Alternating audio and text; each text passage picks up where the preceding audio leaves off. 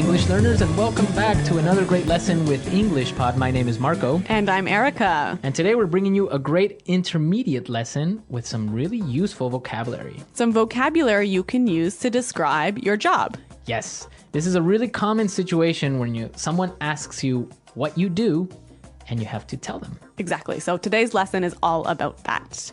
So before we jump into our dialogue, let's start with our vocabulary preview. Vocabulary preview. We have two simple phrases today that you'll hear in our dialogue for our vocabulary preview. The first one is VP. VP. VP. So the VP of a company is? The vice president. The vice president, exactly. Yep, simple little acronym. And the next word is Fortune 500 company. Fortune 500 company. Fortune 500 company. So a Fortune 500 company is? I'll let you explain. Well, Fortune magazine ranks the 500 biggest companies in the US. So a Fortune 500 company basically is? One of the 500 biggest companies in the US. Okay, that's simple. Yep. All right, well, with those words, it sounds like we're going to be talking to some important people today. Yes, we are going to be talking to some important people. So let's listen to our dialogue for the first time. Now, it's going to be a little bit fast, but you don't have to worry about it. Because we'll come back and explain all of the important vocabulary.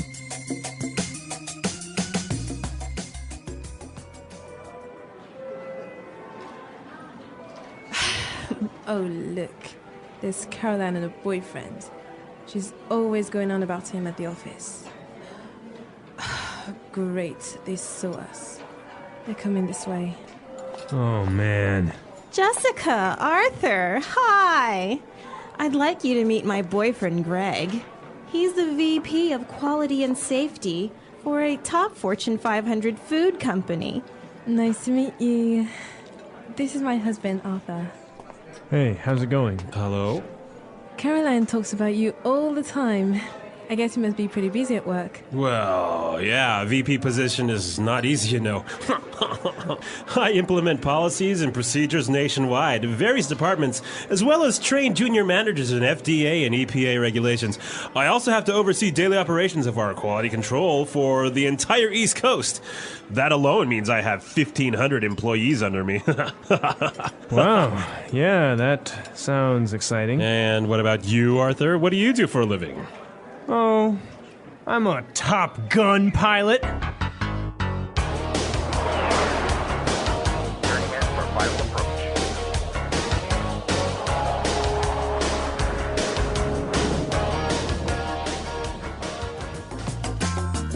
All right, great music for our dialogue again, huh? Chosen by? By moi. Of course.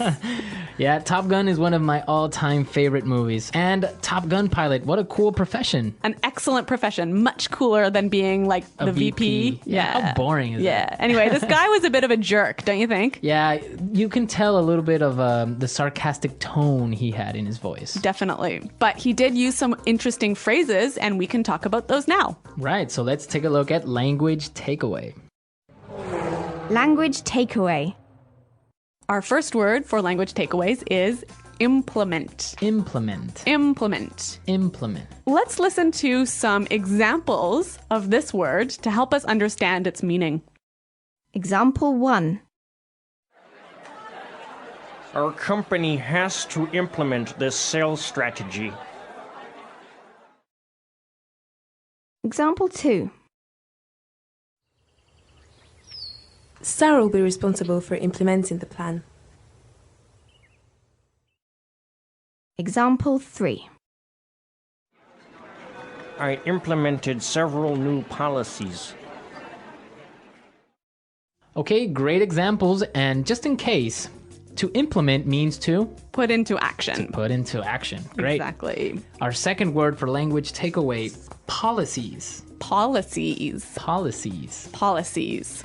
So policies are basically rules and regulations. Exactly. Formal rules. For a company or an organization. Exactly. Policies. Great. Third word? Oversee. Oversee. Oversee. Oversee. So when you oversee operations, it means Like you watch it to make sure it's okay. you supervise it. This is an excellent word to use when you want to talk about your job responsibilities. Right. Oversee. Great. And our last word for language takeaway, it's kind of tricky, so let's listen to how it was used in our dialogue. That alone means I have 1,500 employees under me. That alone means I have 1,500 employees under me. So this guy has 1,500 employees under him, meaning he supervises 1,500 employees. Right, he manages 1,500 employees. He must be a busy man. Yes, for 1,500 employees. How many employees do you have under you, Erica? 2. Yeah, not quite as much as 1,500. Yeah, I guess I'm not a VP right yet, hey? Not yet, but you will. Okay. All right, so with this in mind, we are ready to listen to our dialogue for a second time, and this time it's going to be slower. Oh, look, there's Caroline and her boyfriend. She's always going on about him at the office. Oh, great, they saw us. They're coming this way. Oh, man. Jessica, Arthur, hi. I'd like you to meet my boyfriend, Greg. He's the VP of Quality and Safety for a top Fortune 500 food company. Nice to meet you. This is my husband, Arthur. Hey, how's it going? Hello? Caroline talks about you all the time. I guess you must be pretty busy at work. Well, yeah. A VP position is not easy, you know. I implement policies and procedures nationwide of various departments, as well as train junior managers in FDA and EPA regulations. I also have to oversee daily operations of our quality control for the entire East Coast. That alone means I have 1,500 employees under me. Wow. Yeah, that sounds exciting. And what about you, Arthur? What do you do for a living? Oh, I'm a Top Gun pilot. Okay, great stuff. With this, now we can start with our fluency builder for today. Fluency builder. We heard some excellent phrases in this dialogue, some phrases that sound really natural, hey? Yes, especially the first one that we have today is whenever someone talks and talks and talks and continuously talks without stopping, you would say, She's always going on about him at the office. She's always going on about him at the office. This is a really natural way of saying keeps talking about. right, keeps talking about him. Yep. So we have a few examples of how this phrase works. Let's listen. Example 1. My boss is always going on about how we need to save money. It's all he talks about. Example 2. Gary is always going on about his kids. He's always talking about how smart they are. Example 3. My mom is always going on about how I should get married. Okay, excellent. It's clear now. Yes. Okay, so let's move on to our second phrase for today. And this is a great one to use whenever you meet someone for the first time. Or when you start to talk to someone for the first time. Great. Hey, how's it going? Hey, how's it going? So this is a really relaxed and natural way of saying, how are you? How are you? Yeah. So yeah, you can just say, hey, how's it going? Yep. Great. Really natural sounding. Now, our third phrase is the most important one of our dialogue, Yes. and it's a really common situation. When someone asks you about your job, they might say this.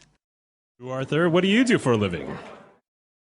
Arthur, what do you do for a living? So this is a really great way of asking, what work do you do, or what is your job? Yes. I know a lot of students sometimes say, what is your job? Yeah, and that is, it's kind of correct, but not really. It doesn't sound very natural. Right. So you want to use what do you do or What do you do for a living? sounds great. That's the way you ask someone what is their job. And that's how you sound supernatural. Okay, so we're ready now to listen to our dialogue a last time. And now you are ready to understand everything.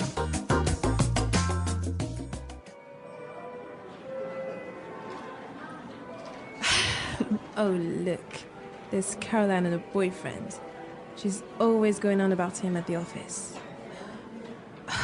Great, they saw us. They're coming this way. Oh, man. Jessica, Arthur, hi. I'd like you to meet my boyfriend, Greg. He's the VP of Quality and Safety for a top Fortune 500 food company. Nice to meet you. This is my husband, Arthur. Hey, how's it going? Hello? Caroline talks about you all the time. I guess you must be pretty busy at work. Well, yeah, VP position is not easy, I implement policies and procedures nationwide, various departments, as well as train junior managers in FDA and EPA regulations. I also have to oversee daily operations of our quality control for the entire East Coast. That alone means I have 1,500 employees under me. Wow. Yeah, that sounds exciting. And what about you, Arthur? What do you do for a living? Oh, I'm a Top Gun pilot.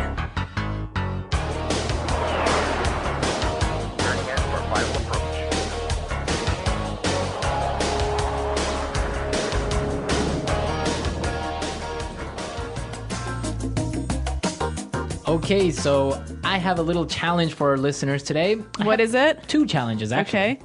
The first one, who performs the song that you heard, and what is the song called? Okay, I don't know the answer, so I'm looking forward to seeing what users do. And the second one is, what is the number 1 company in the Fortune 500?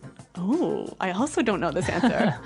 2 great questions, so I expect to see your answers on the comments page, but also we want to know about your profession. Yes, tell us about your job. Tell us what you do and use some of the great phrases you learned today to describe your answer. Great. So we hope to see you there, but we're out of time now.